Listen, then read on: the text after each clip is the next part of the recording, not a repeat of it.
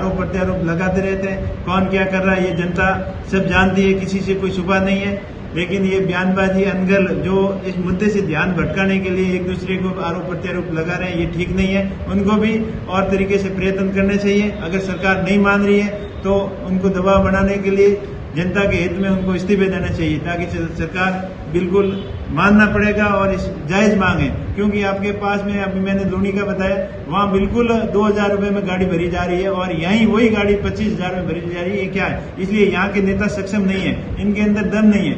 वहां के जो स्थानीय विधायक है और वो बिल्कुल सरकार के सामने बिल्कुल दबाव में आए नहीं। उन्होंने बोला कि मेरी जनता को मैं नहीं लूटने दूंगा, लेकिन यहाँ प्रयास तो कर रहे हैं लेकिन इनकी सुन नहीं रहे हैं। इसका इनकी कमजोरी जाहिर होती है और ये प्रयास इनको करना चाहिए कि सरकार झुके, और पहले भी किया लेकिन कोई दबाव बढ़ा नहीं। अभी जनता बिल्कुल इनको दबाव में लाकर झुका के रहेगी, दम लेके रहेगी। बिजली बिक रही है, ये सीधा सीधा जनता के साथ में लूट मचा रखी है और गवर्नमेंट को पता है कि अभी हम दोबारा आने वाला तो है नहीं, तो क्यों नहीं जितना लूट सके उतना जनता से लूटे।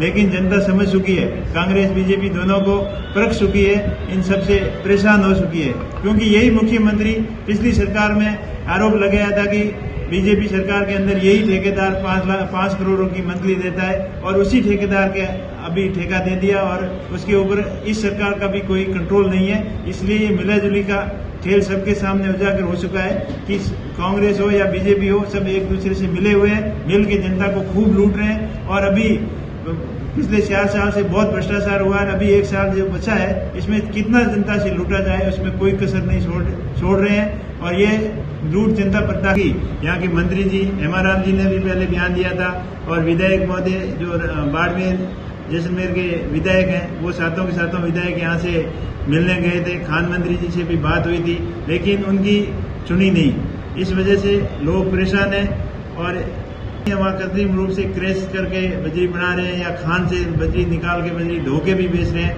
वो भी इतनी महंगी बजरी नहीं बेच रहे जितनी बालोतरा के अंदर नहीं करेगी। इसीलिए अभी आरएलपी पार्टी बैनर तले 17 तारीख से अनिश्चितकालीन धरना रखा गया है कि इसके अंदर ठेकेदार को ऊपर और सरकार के ऊपर पूरा दबाव बनाया जाएगा कि बजरी की रेट उचित रेट की जाए। क्योंकि किसी भी चीज की मैक्सिमम प्राइस वैल्यू उसके ऊपर लिखी होती है। आज आप कोलगेट का ब्रश लेने जाओगे तो भी उसमें मैक्सिमम प्राइस लिखा होता है, पर यह तो पूरा सबके काम आने वाली बजरी है, सब लोग प्रभावित हो रहे हैं। तो इसमें सरकार को इंटरफेयर करके मैक्सिमम प्राइस वैल्यू निश्चित करनी चाहिए और रेट कम करनी चाहिए, इसलिए ये पड़ाव रखा गया है। क्या पड़ाव के बाद में यदि सरकार नहीं मानती तो किस तरीके का आंदोलन होगा? क्या हनुमान बेनीवाल भी यहाँ पर? हाँ बिल्कुल, हनुमान जी बेनीवाल जी आएंगे और बिल्कुल यहाँ पर 40-50 हजार लोगों की भीड़ के साथ में पूरा प्रदर्शन महापड़ाव डाला जाएगा और सरकार को झुका के ही दम लेंगे।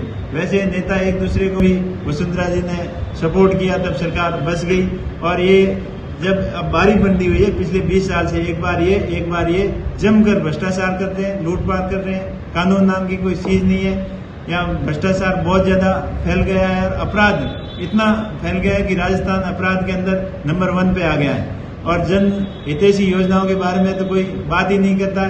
जब चुनाव नजदीक आते हैं एक दूसरे के ऊपर आरोप प्रत्यारोप लगाते हैं और उसके बाद में एक दूसरे की जेबें भरने पे लग जाते हैं। इसलिए जनता इनसे त्रस्त है, समझ चुकी है, तो इसलिए ये बर्दाश्त करेगी नहीं। इसी बातों के ऊपर पार्टी के अंदर मीटिंग के अंदर चर्चा हुई कि जैसे किसानों के मुद्दे पे चर्चा हुई कि किसानों के ऋण माफी की बात की थी लेकिन किसानों का संपूर्ण कर्ज माफ नहीं हुआ।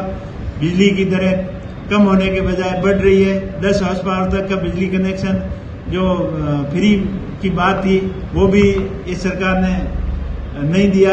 और ये दोनों का मिलाजुली का खेल है, ये जनता समझ चुकी है। और 2023 के अंदर आरएलपी पार्टी मजबूती से चुनाव लड़ेगी और कांग्रेस बीजेपी दोनों को सबक सिखाएगी।